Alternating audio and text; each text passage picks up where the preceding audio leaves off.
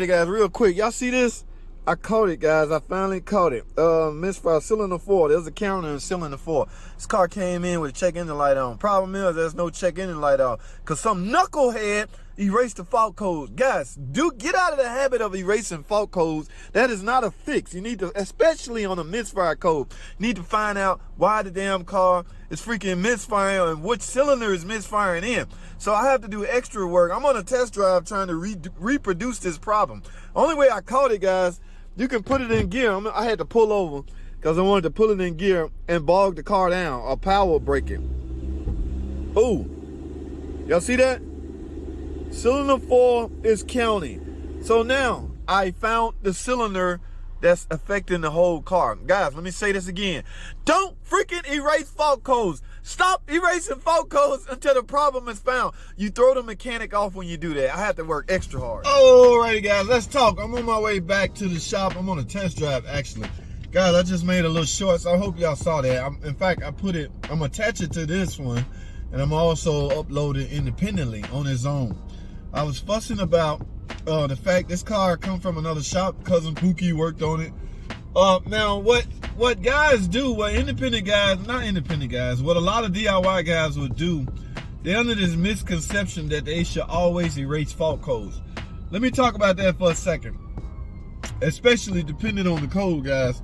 You cannot, well, not you cannot, you should not erase fault codes until you think the problem is fixed. Alright, what I mean by that is, got a fire truck coming. I'm actually in the same car that I'm doing this test on. Customer just happened to have a phone holder up here on his dash, so I figured I'd discuss it. Now, back to my point. Stop freaking erasing trouble codes, especially misfire codes, guys, because there's a huge parameter the computer has to get into to start back monitoring misfire. I don't know if y'all ever heard of a word called adaptive numerator. Yes, guys, that has to be met before the computer can technically start back monitoring misfire.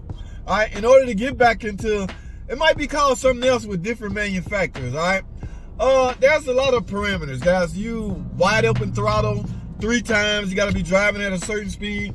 Punch it a certain couple of times, and then the computer may go back into that window adaptive numerator feature to where it can start back monitoring misfire. The whole point of monitoring the misfire is some computers, most computers, at least the one, or some scan tool, most scan tools usually will display the, oh, what happened here? I'm about to switch around, guys. Let's see some. What the hell going on here? Alrighty, this is like this truck. Oh, goodness. That is a caravan. Wait a minute. Ooh, somebody tried to make a U-turn. All right, JT, stay focused. We're going back to the regular scheduled program. Stop freaking erasing phone calls. I know, guys, this video coming off as immature, but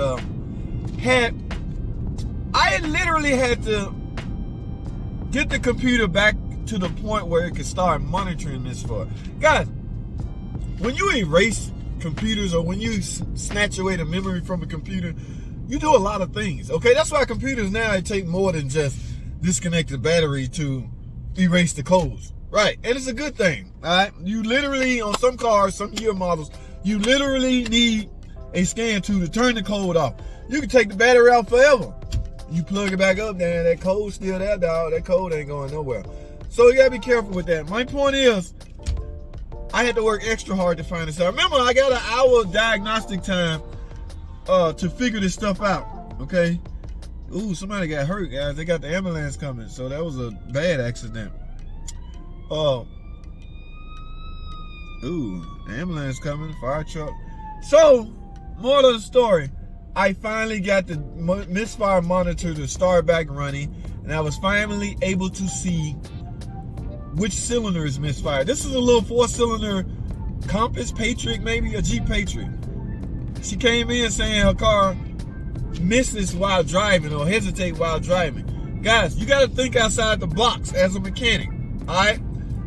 you can't always go by what the customer says. Sure, you need their initial complaint. Well, what's wrong with it? It just drives funny when I'm driving. It don't feel right. You get on a test drive, everything feels fine, no checking the light. We don't see nothing wrong with it. No! Go the extra mile, guys, is what I'm trying to say. Now, I don't know about you guys. Some shops, I've heard, based in the comment section, that some shops don't charge jack crap for diagnostics. What I'm doing is diagnosing a car. I have 1 hour allocated time slot. It's flat rate. So don't get on here talking about it didn't take all day. It didn't take an hour to figure that out. Hey, this ain't that kind of video. You want to talk smack to me, go to that other video where the guy put the stop leak in his radiator. Yeah, talk to me about that over there. That whole video is dedicated to, you know what I'm saying, arguing about the fact that a shop charged $200 per hour diagnostic. All right, not here. My point is, because I have an hour allocated to figure out what's wrong with this car, I decided to go test driving. Because, like any other mechanic, you look at the complaint, check engine light on, hesitate while driving. Ain't no check engine light on, and ain't no codes. What you mean? Oh yeah, she took it to some cousin Pookie guy, and he did something, so now the check engine light gone. Well, what the hell you want me to do? Figure it out. You the mechanic. All right. Don't panic.